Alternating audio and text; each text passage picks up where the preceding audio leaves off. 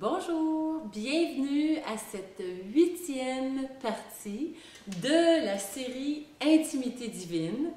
Je suis Viviane Castillo, pasteur à côté de mon mari qui est pasteur de Le Chemin Maniwaki. Et en cet instant d'enregistrement du message, nous sommes à quelques heures du jour de l'an 2023. Alors, de ma part, de la part de mon mari, je vous souhaite une bonne année sincère. On a des amis qui sont maintenant déjà en l'an 2023 parce que j'ai des amis au Cameroun, j'ai des amis au Rwanda, j'ai des amis partout à travers le monde et 2023 est déjà arrivé pour vous. Alors, c'est merveilleux. Avant de débuter cette semaine, la série de la 8e partie, on va prier. Merci Seigneur pour cette nouvelle année que tu présentes, que tu places devant nous. Seigneur, on veut débuter l'année avec un enseignement, un partage de la parole. On veut entendre ce que tu nous dis, on veut comprendre ce que tu nous dis et on veut obéir, se soumettre à ce que tu nous dis. Merci Seigneur, on t'ouvre nos cœurs et on déclare que ta parole est roi et maître dans nos vies. Sois glorifié Seigneur dans nos vies. Amen. Écoutez, si c'est la première fois que vous écoutez un enseignement sur la série, je voudrais vous encourager d'aller écouter les autres parties sur l'intimité divine. Parce que au début, à la première partie, j'ai expliqué que le Seigneur m'avait identifié 10 indices qui indiquent qu'il y a une intimité divine, qu'il y a de l'intimité entre nous et Dieu. Et si vous écoutez, en écoutant les autres parties, chaque semaine, j'apporte une nouvelle indice. Alors, je ne sais pas, c'est un indice, alors un nouveau indice. Bon, ma mère me corrigera si c'est un nouvel indice ou un nouveau indice. Bon, ça étant dit, on va débuter avec le 8e indice d'intimité divine en allant lire Jérémie 31:3. Alors, on débute avec Jérémie 31:3 qui dit: Je t'aime, de loin l'Éternel se montre à moi et il me dit, je t'aime d'un amour éternel, c'est pourquoi je te conserve ma bonté. Dieu nous dit à nous, les chrétiens, je t'aime d'un amour éternel, c'est pourquoi je te conserve ma bonté. C'est super beau. Maintenant, on va aller à Jérémie 2. Jérémie chapitre 2, verset 2, qui dit: Va, et crie aux oreilles de Jérusalem. Ainsi parle l'Éternel. Je me souviens de ton amour lorsque tu étais jeune, de ton affection lorsque tu étais fiancé, quand tu me suivais au désert, dans une terre inculte. On parle ici de quelqu'un au début de sa chrétienté, quelqu'un qui au début aimait beaucoup le Seigneur. OK? Ce qui se passe là, c'est que en comparaison à Jérémie 2:22, de notre amour envers lui, qui parfois se refroidit ou diminue, le Jérémie 31:3, c'est l'amour de Dieu qui ne diminue pas et se refroidit jamais. Lisons Psaume 107, verset 43. 107, verset 43. Que celui qui est sage prenne garde à ces choses et qu'il soit attentif aux bontés de l'Éternel. Le mot bonté ici, dans Psaume 107, 43, c'est le mot hesed en hébreu. Et le mot hesed, dans l'Ancien Testament, et il est juste dans l'Ancien Testament, il est au-dessus de 250 fois, ou à peu près 250 fois, que le mot hesed est mis la bonté de Dieu. Et il y a un aspect, écoutez, je vous le dis, je vous l'annonce officiellement, je ne suis vraiment pas une spécialiste de l'hébreu ou du grec. OK, on comprend ça, là, je ne suis pas une spécialiste. Mais j'ai fait un petit peu de recherche et les spécialistes, dont un spécialiste extraordinaire que je vous recommande fortement, c'est Rick Renner. Rick Renner, c'est un Américain, mais c'est un pasteur qui a une église en Russie. Mais c'est un Américain, il est né aux États-Unis, toujours vécu aux États-Unis jusqu'à temps qu'il déménage en Russie. Et il est vraiment un expert de la langue hébreu et grec. Il est vraiment bon. Et pourquoi que je vous dis ça, le Hesed? Parce que le mot Hesed, c'est un mot qui a une signification unique.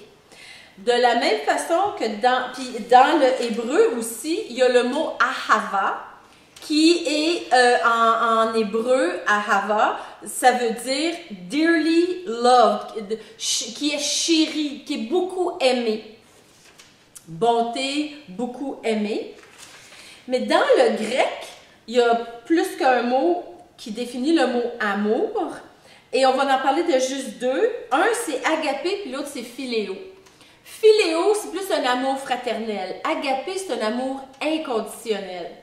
Malheureusement, en français, on a juste un mot pour le mot amour.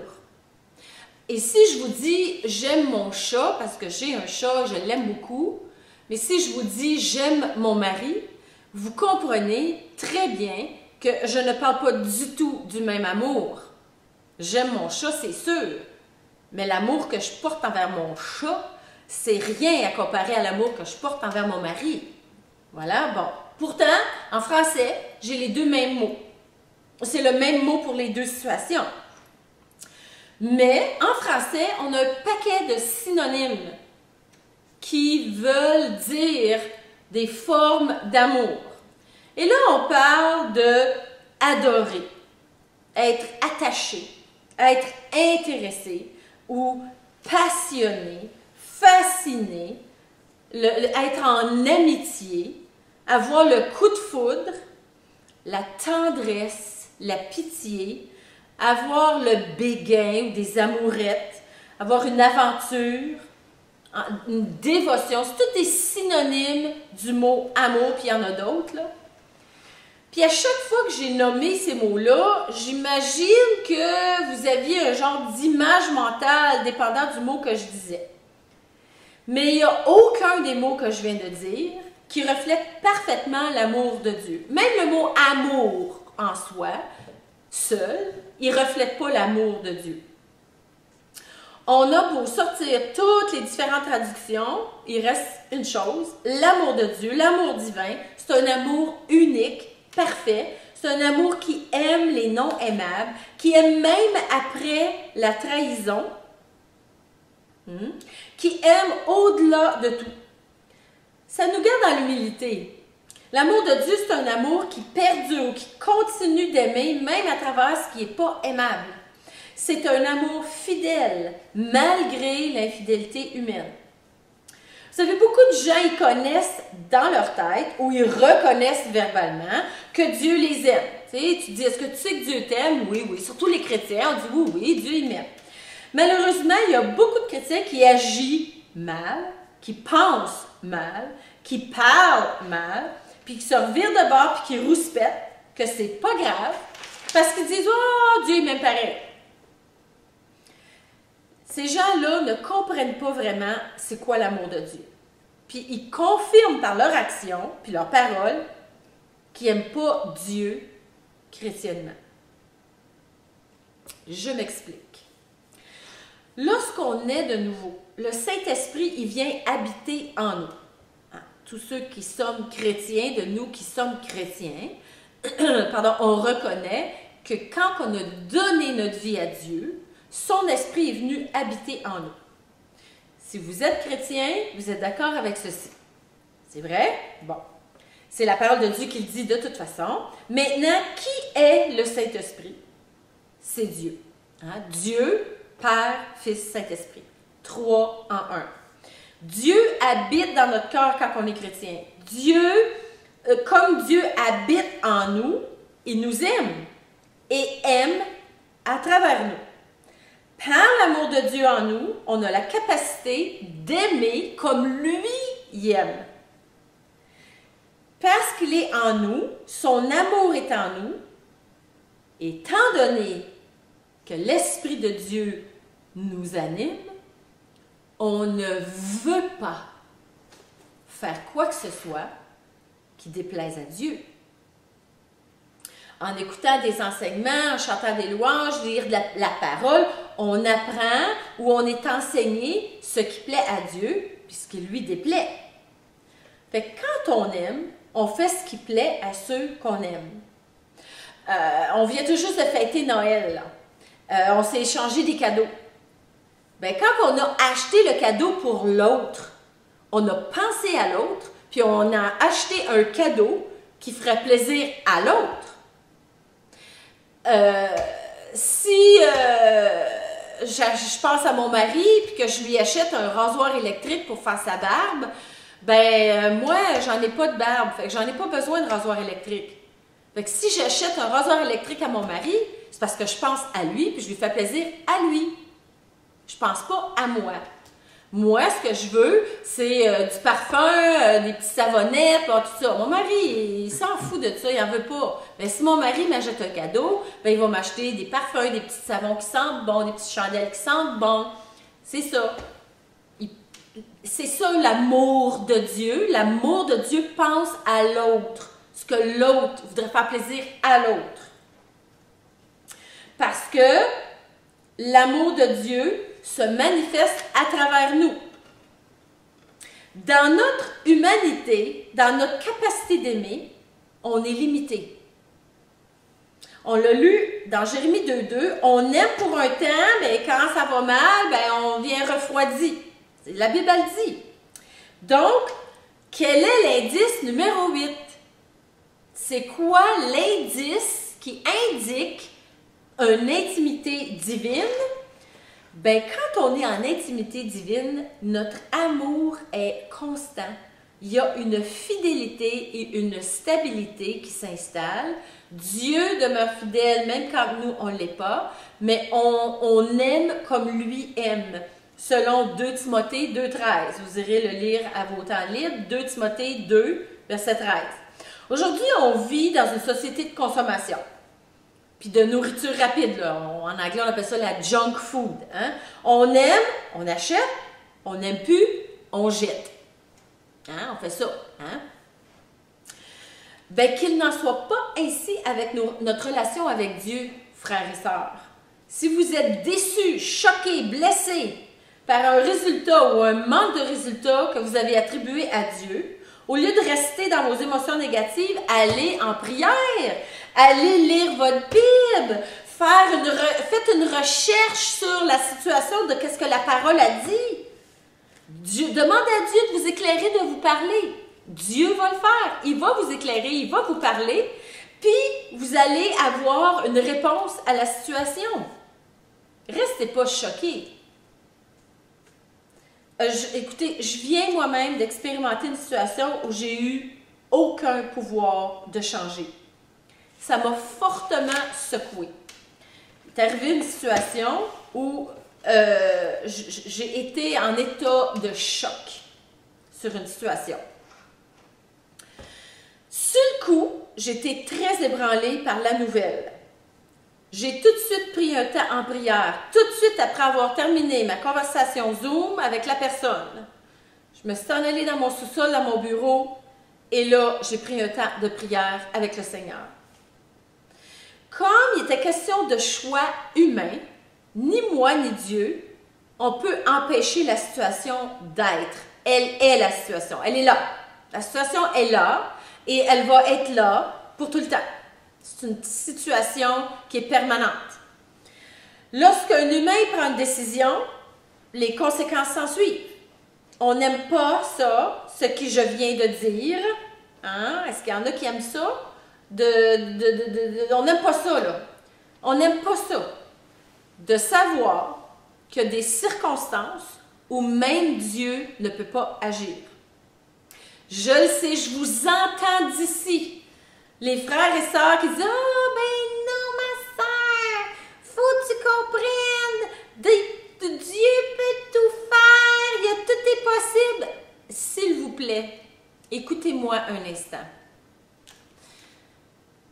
Je vais vous donner un exemple. Ce n'est pas la situation, mais c'est sur le même principe. Une personne décède et on incinère son corps. Puis la poudre de la personne est dans l'urne. Là, oubliez ça, là. Il n'y en aura pas de résurrection. Là. La personne est morte, puis elle est rendue au ciel. C'est fini. Vous comprenez? C'est sur le même principe. Un bébé est né. Le bébé, il est né, il est en parfaite santé. Il est né, le bébé, là. Vous comprenez le concept, là? Il y a des situations où on ne peut pas rien changer.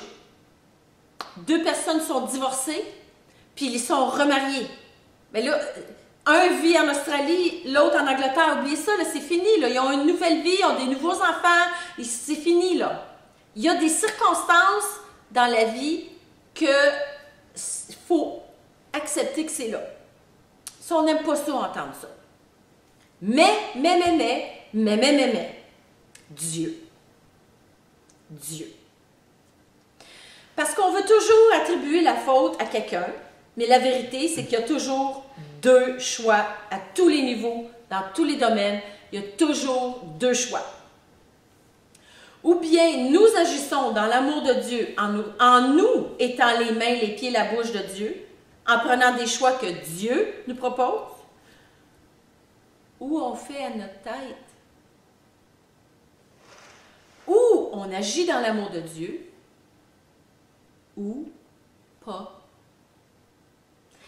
Puis, c'est ça le problème, c'est que les gens qui n'agissent pas dans l'amour de Dieu, les gens qui font à leur tête, ben ça donne des résultats qu'il y a des meurtres, il y a des viols, il y a des envies, il y a des jalousies, des chicanes, des divisions. Parce que les gens choisissent de réagir et d'agir à leur tête, au lieu d'agir dans l'amour de Dieu. L'indice d'intimité divine numéro 8, c'est de choisir l'amour parfait de Dieu en toute chose, en toute occasion. Choisir de faire ce que Dieu nous dit de faire, d'aimer inconditionnellement. Nous qui sommes chrétiens, nous qui disons de notre bouche que nous aimons Dieu, soyons comme 1 Corinthiens 13 nous dit, et allons maintenant à 1 Corinthiens 13. Dans 1 Corinthiens 13, les versets 4 à 8. L'amour est patiente, elle est pleine de bonté. L'amour n'est point envieuse. L'amour ne se vante pas, elle ne s'enfle pas d'orgueil, elle ne fait rien de malhonnête, elle ne cherche pas son intérêt, elle ne s'irrite pas, elle ne soupçonne pas le mal, elle ne se réjouit pas de l'injustice, mais elle se réjouit de la vérité. L'amour excuse tout, croit tout, espère tout, supporte tout. L'amour ne périt jamais. Ça, c'est notre blueprint ou c'est notre point de base de notre comportement chrétien. Si vous êtes chrétien, pour tous ceux d'entre vous qui êtes chrétiens, qui aimez Christ, qui suivez Christ, si vous êtes dans une situation où vous ne savez pas quoi faire, vous êtes dans une situation où vous ne savez pas quoi faire, la réponse, c'est d'aller dans 1 Corinthiens 13, 4 à 8. Sa première étape.